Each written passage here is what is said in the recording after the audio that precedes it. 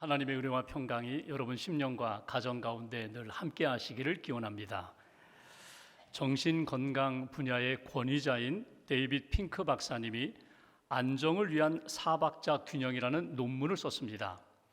현대인들이 늘 불안과 초조함 가운데 살아가는데 우리가 평안함으로 안정됨으로 살기 위해서는 4가지 요소가 필요하다는 것입니다. 그리고 그 4가지 요소가 균형을 갖추고 있을 때 우리의 심령도 또 우리의 정신적인 것도 안정을 이루게 된다.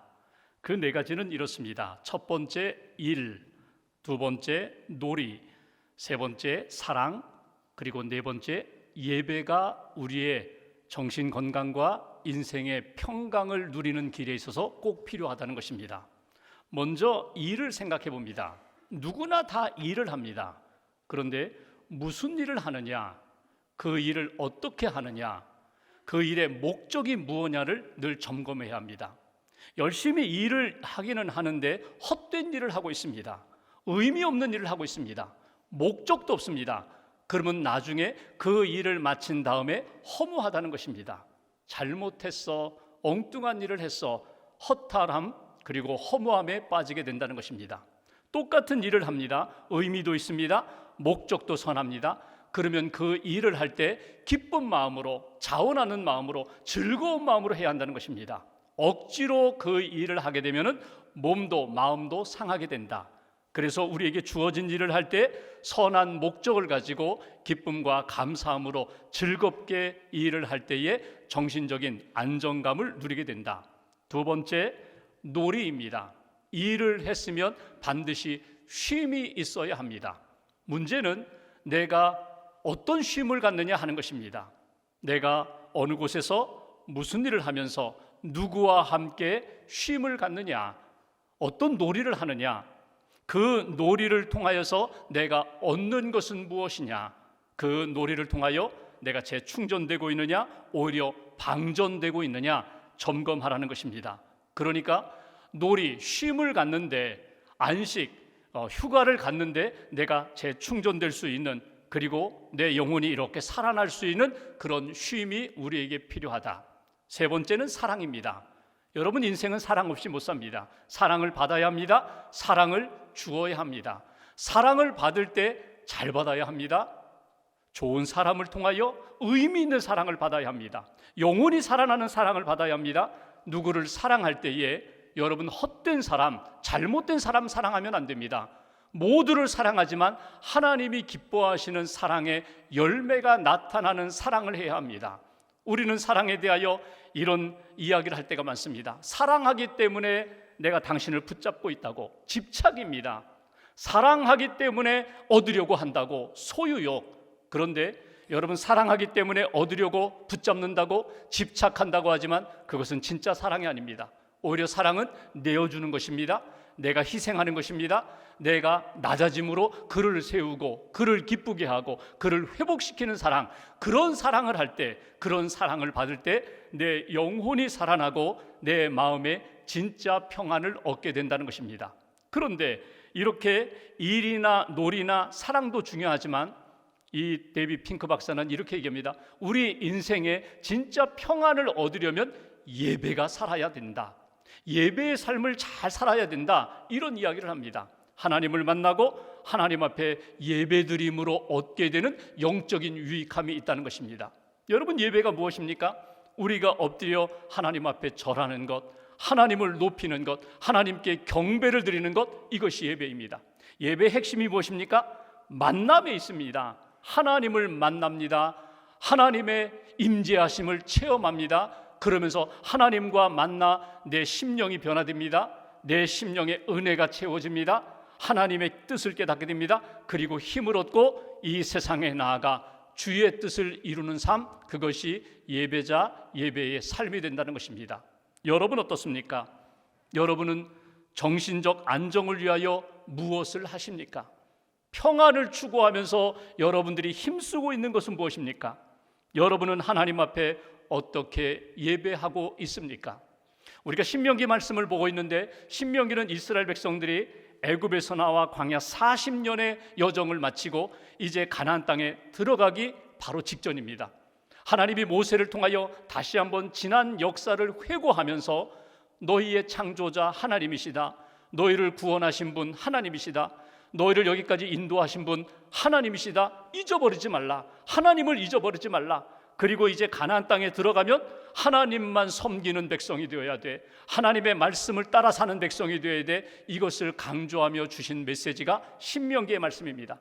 특별히 오늘 본문 말씀은 이 가나안 땅에 들어가서 먼저 해야 할 일이 무엇인가, 가장 중요한 것이 무엇인가, 그것을 강조하며 주신 메시지입니다. 한마디로 말하면 예배 잘 드리라는 것입니다. 예배자의 삶을 살아야 된다, 제사를 잘 드려야 된다. 이것이 오늘 또 다음 주에 보고자 하는 신명기 12장의 내용입니다. 오늘 말씀을 통하여 다시 한번 우리 자신을 돌아보면서 나는 하나님 앞에 참된 예배자로 살고 있는가, 하나님이 기뻐하시는 예배가 무엇인가, 나와 우리 가정의 예배 생활을 점검하면서 하나님이 우리에게 주신 그 예배의 은혜와 예배의 능력을 다시 한번 경험하는 저와 여러분들 되시기를 주님의 이름으로 기원합니다. 1절 말씀을 봉독하겠습니다. 제가 봉독합니다. 내 조상의 하나님 여호와께서 내게 주셔서 차지하게 하신 땅에서 너희가 평생에 지켜 행할 규례와 법도는 이러하니라. 여기 1절 보시면 조금 의아한 부분이 나옵니다. 지금 이스라엘 백성들이 아직 가나안 땅에 들어가지 않았습니다. 광야에 머물고 있습니다. 근데 하나님이 모세를 통하여 주신 명령, 말씀은 무엇입니까? 1절 다시 한번 보십시오. 여호와께서 내게 주셔서 차지하게 하신 땅에서, 완료형으로 되었습니다. 마치 이스라엘 백성들이 가나안 땅에 이미 들어간 것처럼 하나님께서 너희에게 가나안 땅을 차지하게 하셨으니, 이렇게 과거로 되어 있습니다. 여러분 구약 성경을 읽어보면은 완료형으로 된 부분들이 몇 군데 나오는 것을 보게 됩니다. 아직 이루어지지 않았어요, 아직 받지 않았어요. 그런데 하나님은 너희가 받았으니, 이렇게 말씀하실 때도 있고, 아직 들어가지 않았어요, 그런데 너희가 이미 들어갔으니, 차지했으니, 이렇게 과거 완료로 되어 있는 경우도 있습니다. 언제 이런 표현을 사용하는가? 구약에서 이런 표현을 사용하는 경우가 있습니다. 어떤 때? 이미 하나님이 약속을 주셨고 그 약속은 확정되었기 때문에, 분명히 이루어질 것이기 때문에 너희가 의심하든 의심하지 않든 그 일은 반드시 이루어진다. 그때 사용하는 것이 완료형입니다. 그 약속의 말씀을 받은 우리들이, 이스라엘 백성들이 이제는 믿음으로 받아들이고 믿음으로 고백하고 믿음으로 선포하면서 나는 하나님 앞에서 이미 받은 것처럼 그렇게 살겠습니다. 이것이 확신의 완료형입니다. 그러니까 이스라엘 백성들에게 이미 약속하신 것처럼 아직 가나안 땅에 들어갔지 않았지만 너희는 가나안 땅에 이미 들어간 것과 같다, 반드시 들어갈 거야, 이렇게 말씀하시면서 1절 후반부를 보실까요? 하나님께서 지금까지 인도하시고 주셨던 말씀처럼 가나안 땅에 들어가서 1절 후반부 너희가 평생에 지켜 행할 규례와 법도는 이러하니라. 하나님의 기준, 하나님의 말씀, 하나님의 뜻은 이러하다. 그러면서 주신 말씀이 2절 이하의 말씀입니다. 2절을 보십시오. 하나님이 주신 법도 규례는 무엇일까? 2절, 너희가 쫓아낼 민족들이 그들의 신들을 섬기는 곳은 높은 산이든지 작은 산이든지 푸른 나무 아래든지를 막론하고 그 모든 곳을 너희가 마땅히 파멸하며. 가나안 땅에 들어가면은 무엇을 먼저 하라고요? 여기 보면은 모든 우상들, 그리고 우상의 흔적들, 우상의 그림자들 모두 다 파멸하라고 그렇게 말씀합니다. 1절 후반부에 마땅히 파멸하며 라고 되어 있지만 원문을 보면은 마땅히 파멸하라 그렇게 되어 있지 않고 원문에는 아바드 파멸하라, 완전히 진멸하라는 거예요. 우상의 자취가 남지 않도록 보이는 우상, 그리고 남겨진 우상의 흔적들을 깨끗이 다 청소하라고 그렇게 주시는 명령을 듣게 됩니다. 그러니까 이스라엘 백성들이 가나안 땅 아직 들어가지 않았는데 내가 이미 너희를 그 땅으로 인도하리라 약속했다, 반드시 이루어질 거야. 그 땅에 들어가자마자 무엇을 하라고요? 청소하라는 거예요. 우상의 모든 형상, 모든 그림자, 모든 흔적들을 다 없애버려라. 3절 말씀 한 절 우리가 같이 봉독합니다. 그 제단을 헐며 주상을 깨뜨리며 아세레상을 불사르고 또 그 조각한 신상들을 찍어 그 이름을 그곳에서 멸하라. 여기 보시면 동사가 5개가 나와요. 이 모든 동사는 우상을 멸하고 우상을 무너뜨리고 우상의 흔적들, 우상의 이름을 깨끗이 청소하라는 내용이거든요. 제가 명령형 동사만 5번 읽어보겠습니다. 5가지. 여기 제단을 헐라, 깨뜨리라, 불사르라, 찍어라, 그리고 마지막 멸하라, 이렇게 말씀하세요. 완전히 거짓되고 잘못된 우상들은 깨끗이 진멸해야 돼. 남김없이 진멸해야 돼. 이렇게 주신 말씀이 오늘 3절의 말씀이에요. 그러니까 이스라엘 백성들로 하여금 하나님이 말씀하신 규례와 법도는 무엇인가? 너희가 이미 하나님의 말씀을 받고 지금까지 하나님을 예배하고 믿음으로 살아왔던 것처럼 그 땅에 가서도 믿음으로 살아야 되는데, 하나님 앞에 참된 예배자가 되려면 먼저 그 땅에 있는 우상들을 다 진멸하고 거룩한 땅으로 만들어라, 성소로 만들어라. 그래야 그 땅에서 하나님이 예배를 받으시고 하나님이 부어주시는 은혜 가운데 너희가 복된 민족으로 살아갈 수 있어. 오늘 그 내용이에요. 이스라엘 백성들이 애굽에서 430년 종살이 했습니다. 여러분, 이집트에 우상들이 참 많았어요. 바로 왕으로부터 시작해서 모든 이집트의 사람들, 애굽 사람들이 우상을 많이 섬겼거든요. 근데 특징이 하나 있어요. 애굽에서의 우상 숭배는 그 신전이 있어서 신전에 모여서 우상을 숭배했습니다. 이방 제사를 드렸어요. 그런데 가나안 땅은 달라요. 가나안 땅은 신전을 만들고 그 신전을 중심으로 우상을 숭배하는 것이 아니라 오늘 2절에 있는 말씀처럼 눈에 보기에 좀 특별하다, 참 멋지다, 참 의미가 있다, 인간적인 생각으로 특별한 장소가 있으면 거기에다가 신상을 놓고 거기서 이방 제사를 드렸다는 거예요. 높은 산이든지 낮은 산이든지 어찌 보니까 푸른 나무, 멋진 나무가 있다면 그것이 하나님을 섬기는 것이 아니라 우상을 섬기는 자리가 되었다. 그것이 가나안 땅의 모습이거든요. 이스라엘 백성들이 애굽에서 살다가 광야를 지나 이제 가나안 땅 들어가면 너무나 특별한 것들이 많으니까, 새로운 문물을 만나게 되니까, 새로운 신세계를 만나게 되니까 그들이 섬기던 그 우상들의 매력을 느끼고 너희들도 따라갈까 봐 아예 처음부터 진멸하고 거룩한 땅으로 만들어라. 이것이 주시는 명령입니다. 여기서 우리에게 주시는 첫 번째 메시지가 있어요. 하나님이 기뻐하시는 예배는, 하나님이 기뻐하시는 예배자의 삶은 먼저 우리에게 무엇이 필요할까? 우상의 흔적들을 깨끗이 제거하라. 이것이 주시는 메시지예요. 눈에 보이는 우상뿐만 아니라 눈에 보이지 않고 내 내면 속에 자리 잡고 있는 모든 우상을 깨끗이 진멸하고 거룩한 하나님의 백성이 되어라. 거룩한 땅, 성소, 이 성지가 되는 그런 땅으로 만들어라. 이것이 주시는 메시지예요. 여러분, 사람들이 왜 우상을 만들까요? 사람들이 우상을 만들까? 여러분, 나 자신을 돌아보면서 왜 내 안에 우상이 만들어질까? 여러분, 우상을 만드는 것은 결국 나는 연약합니다, 부족합니다, 뭔가 도움받고 싶거든요, 힘을 의지하고 싶거든요. 그래서 그것을 나도 모르게 이렇게 세워요. 그런데 여러분, 우상을 높이고 우상을 만들고 세우는 것 같지만 결국 내 이름이 높아지기 위하여 우상을 이용하는 거예요. 우상을 만들고 그 힘을 의지하여, 그 영향력을 의지하여 내가 얻고 싶은 것 얻고 내가 되고 싶은 것 되고자 하는 욕망 때문에, 탐욕 때문에 결국 우상을 만들게 되는 것입니다. 성경은 우리에게 분명히 말씀합니다.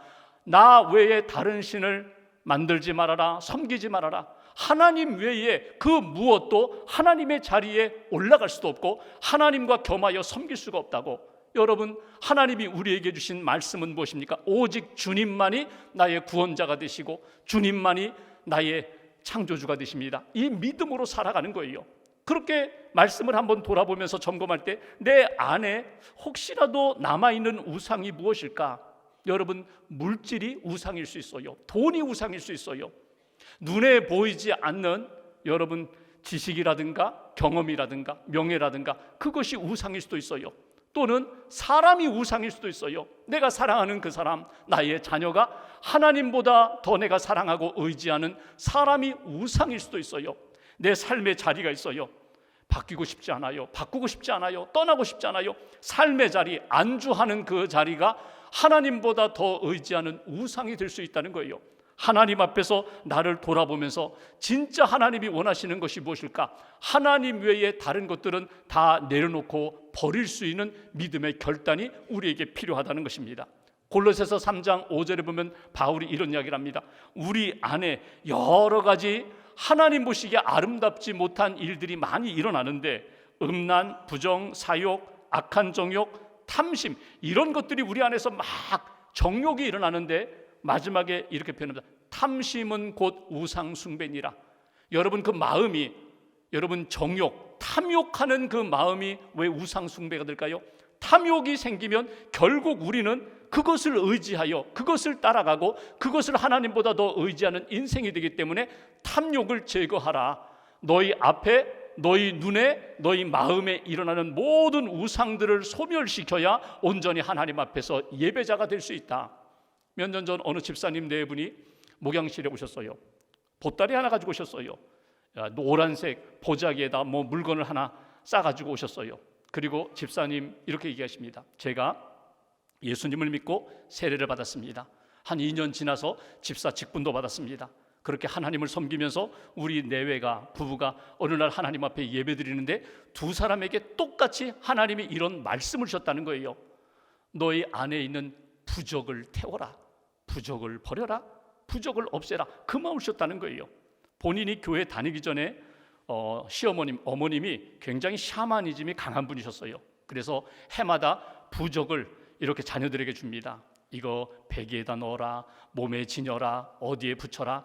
그걸 소중히 간직하고 차곡차곡 모았는데 예수 믿고서도, 예수님을 믿고 하나님의 말씀과 은혜 가운데 살면서 이거 어머니가 우리를 사랑하여 주신 것인데 이거 버릴 수 없잖아. 이거 그래, 하나님도 믿고 어머니가 기도하면서 이거 주신 것, 이것도 의지하며 사는 것, 이게 뭐가 나쁜가? 이렇게 살아오셨다는 거예요. 근데 어느 날 예배를 드리면서 하나님만 섬기고 내 몸에 지니고 내 집에 있는 그 부적은 제거하라는 마음을 부부에게 똑같이 주셔서 목사님 찾아왔다고. 그러면서 이렇게 말씀하세요. 목사님, 제가요 부적을 태우려고 하니까요 겁이 나요. 부적을 버리려고, 부적하고 여기 몇 가지 물건이 있는데 이거 버리려고 하니까요 벌 받을까 봐 두려워요. 그러니 목사님이 좀 해결해 주세요. 그리고 가져오신 거예요. 제가 해결해 드리겠다고, 걱정하지 마시라고. 제가 해결했어요. 그리고 떠나기 전에 그분을 위해서 기도했어요. 우리 집사님 네 분 믿음의 이렇게 가정을 이루었으니 하나님 믿음의 가문을 세워가게 해달라고. 나중에 부적 써서 주던 그 어머님도 교회에 나오시고 예수님을 믿게 되셨어요. 여러분, 결정하셔야 돼요. 나는 그동안 우상이 없는 줄 알았어요. 우상 없이 사는 줄 알았는데 어느 순간에 하나님이 내 마음 가운데 그것이 너의 우상이다 말씀하실 때가 있어요. 그것이 눈에 보이는 것이든지 눈에 보이지 않는 것이든지 사람이든지 물건이든지 하나님보다 더 의지하는 것이 내 안에 있다면 어느 순간에 성령님을 통하여 깨닫게 해주시면 결단하시면 돼요. 주님, 예수님의 이름으로 버리겠습니다. 예수님의 이름으로 끊겠습니다. 그것이 오늘 참된 예배자로 설 수 있는 첫 걸음이라고 우리에게 말씀을 주십니다. 두 번째, 4절 말씀 보실까요? 제가 4절 봉독합니다. 너희의 하나님 여호와께는 너희가 그처럼 행하지 말고, 하나님을 섬길 때, 하나님을 예배할 때 이방인들이 이방 종교에서 우상을 섬기는 방법으로 하나님을 섬기지 말라는 거예요. 이방인의 방법으로, 믿지 않는 사람들이 자기들이 우상을 섬기는 그런 방법으로 하나님을 섬기지 말아라. 가나안 사람들이 자기들의 우상을 놓고 섬기는 것처럼 하나님을 그렇게 섬기지 말라는 거예요. 5절 한 절 같이 봉독합니다. 오직 너희의 하나님 여호와께서 자기의 이름을 두시려고 너희 모든 지파 중에서 택하신 곳인 그 계실 곳으로 찾아 나아가서, 하나님을 찾아 나아가라는 거예요. 하나님의 이름이 있는 곳, 하나님의 영광이 있는 곳, 하나님의 은혜가 예비된 곳, 그곳을 찾아가 하나님을 만나고 하나님을 예배하고 하나님이 주시는 은혜 가운데 살아가는 예배자가 되어야 돼. 이것이 주시는 메시지예요. 특별히 우리가 예배하는 믿음도 필요하고요, 예배하는 자세도 필요하지만 예배자가 주님의 이름을 찾아 나아가는, 오늘 성경 표현대로 얘기하면 주님을 만날 수 있는 특별한 장소에 의미가 있다는 거예요. 여러분, 하나님은 어느 곳에나 계십니다. 어디서나 하나님의 은혜를 만날 수 있고 어디서나 기도할 수 있어요. 그런데 이스라엘 백성들 보십시오. 하나님이 특별한 장소에서 특별한 시간에 나아오라고 하나님이 말씀하십니다. 이스라엘 백성들 광야 여정 가운데 하나님이 무엇을 요구하세요? 너희가 안식일이 되면, 절기가 되면 너희가 죄를 짓고 하나님 앞에 회개하기 위하여, 속죄 받기 위하여 하나님 앞에 나올 때 어디로 나오라고요? 성막으로 나오라고 말씀하셨어요. 솔로몬 이후 왕정 시대에는요, 솔로몬이 지은 성전으로 나와 하나님을 예배하고 여기서 제사를 드리라고, 여기서 하나님의 영광을 체험하라고. 나중에 바벨론 포로 여러분 성전이 다 무너졌어요. 그러면 어디에? 회당에서 말씀을 읽고 말씀을 듣고 거기에서 기도하라고. 초대교회에 이스라엘 백성들이 하나님 앞에 예배할 때 어디에 모였어요? 주의 이름으로 모여서 마가의 다락방에 모여 기도하다가 성령을 받고요, 주님의 이름으로 모여서 두세 사람이라도 예수님의 십자가의 보혈을 의지하여 기도하면서 하나님을 만나고 하나님의 은혜를 받았던 예배 처소가 되었어요.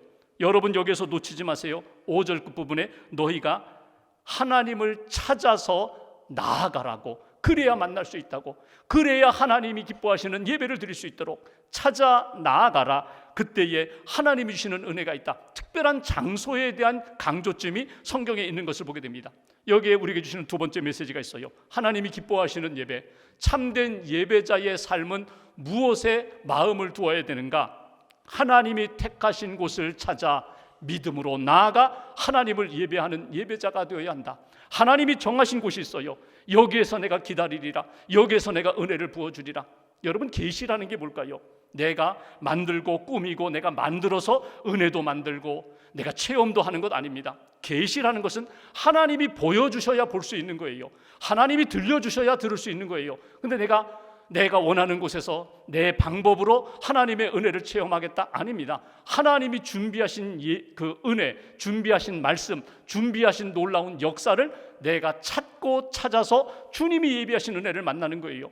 오늘 이스라엘 백성들에게 말씀하시고 우리에게 말씀하시는 것, 너희의 우상을 제거하라. 이것이 소극적인 하나님을 향한 예배자의 삶이라면 적극적으로는요, 하나님을 사랑하는 거예요. 뜨겁게 사랑하는 거예요. 말씀에 대한 사모함이 있는 거예요. 내 모습 이대로 주님 받아주세요. 여러분, 구약에 다듬지 않은 돌로 단을 쌓으라는 말씀이 있어요. 우리가 다 마음을 다듬고 삶을 다듬고 정결하게 만들어서 하나님 앞에 나아가는 것 아닙니다. 만약에 우리가 거룩한 상태가 되어서 하나님 앞에 나아가야 한다면 우리는 평생 나아갈 수 없어요. 아직도 상처가 있고 아직도 내 마음에 죄와 허물이 너무나 많아요. 그런데 하나님은 이렇게 말씀하십니다. 내 모습 그대로 그냥 나오라는 거예요. 다듬지 말고 그냥 나오라는 거예요. 그리고 하나님을 만나라는 거예요. 하나님의 은혜를 받으라는 거예요. 이게 참된 예배자의 모습이라고. 우리가 신앙생활하면서 예배생활 가운데 우리가 경계해야 할 것이 있어요. 주의해야 할 것이 있어요. 그것은 편의주의적 예배생활입니다. 편의주의적이라는 게 뭐예요? 편리함, 편안함을 추구하면서 하나님 앞에서 신앙생활하고 하나님 앞에 예배하는 거예요.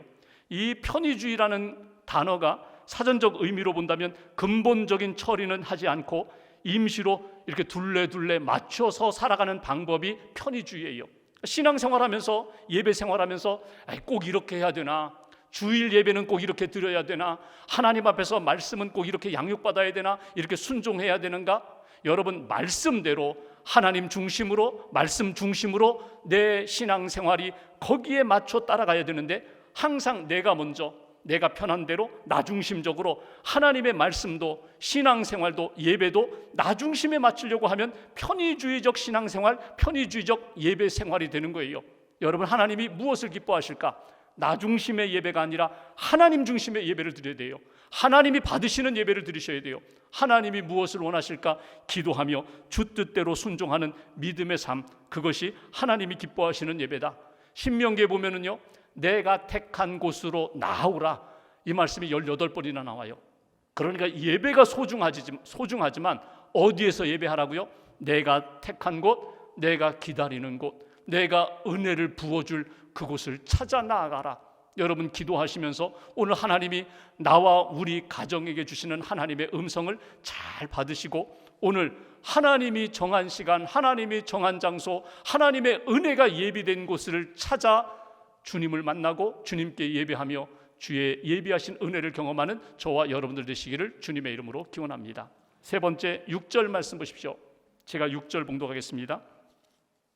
너희의 번제와 너희의 제물과 너희의 11조와 너희 손의 거제와 너희의 서원제와 낙헌 예물과 너희 소와 양의 처음 난 것들을 너희는 그리로 가져다가 드리고 하나님 앞에 드리는 제사의 여러 가지 7가지 표현이 쭉 나왔습니다.